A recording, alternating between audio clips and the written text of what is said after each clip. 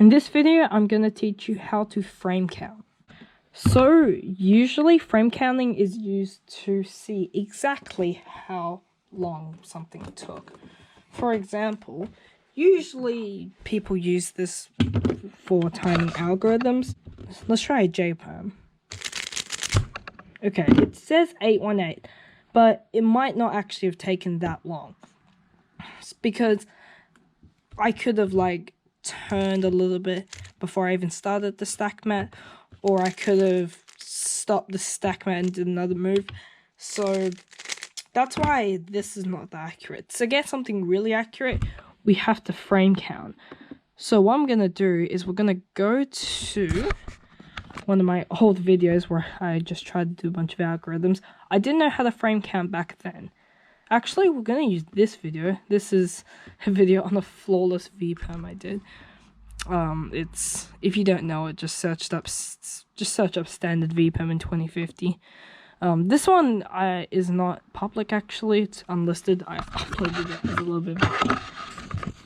So we're just going to wait for it to load, because the internet in Australia is amazing. Okay, so basically, what we're going to do is we're going to firstly figure out how many frames a second this is. Now, to find out that, usually it's 30 frames a second, but some devices film with 60 frames a second, and if you really want to make sure that that's the case, here's what you can do. So basically what we're going to be doing is switching from the frames, and what we're going to be doing is pressing these keys, which are basically the greater than and less than keys. And basically what that does is when you press this key, it goes by one frame. So I'm going to do that, and as you can see, it's going by one frame. So if you really want to know how many frames this is, what you could do is you could just tap this 30 times and 1, 2, 3, 4, 5, 6, 7, 8, 9, 10, 11. And basically you can see if it goes 1 second. So as you can see, so this is 30 frames per second, but it's usually 30 frames per second anyway, so I don't think you really need to do that. So what we're gonna do is we're gonna see when I really start. So I'm gonna keep pressing this. It's a little bit debatable to see whether I started from here. Let's just say I did 1, 2, 3, 4, 5, 6. Just keep hitting that button. 7, 8, 9, 10, 11, 12, 13, 14, 15, 16, 17, 18, 19, 20, 21, 22, 23, 25, 26, 27, 28, 29, 30, 31, 32, 33, 34, 35, 36, 37, 38, 39, 40, 41, 42, 43, 44, 45, 46, 47, 48, 49, 50. We'll go 51.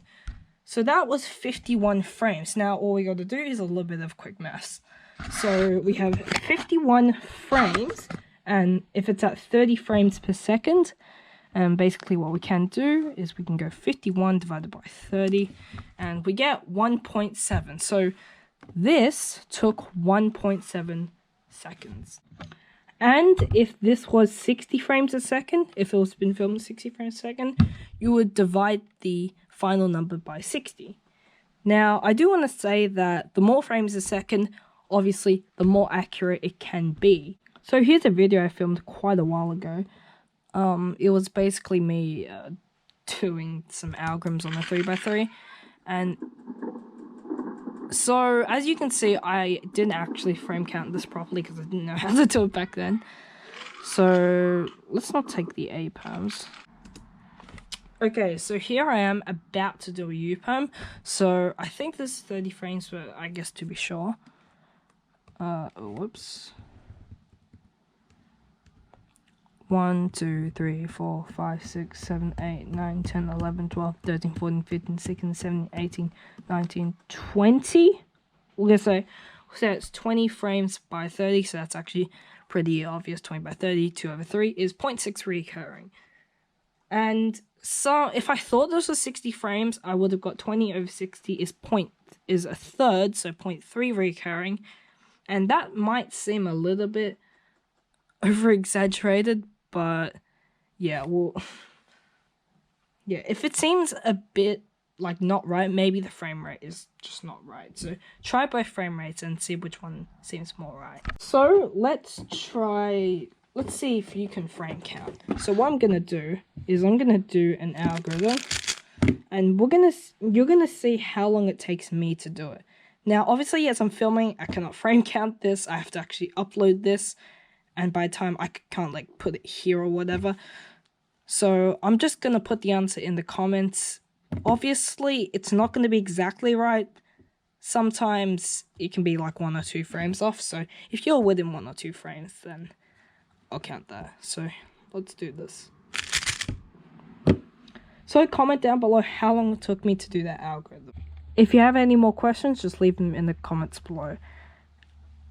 And that's pretty much it. And you can use frame counting a lot. And this is probably the most common purpose, I guess, in cubing.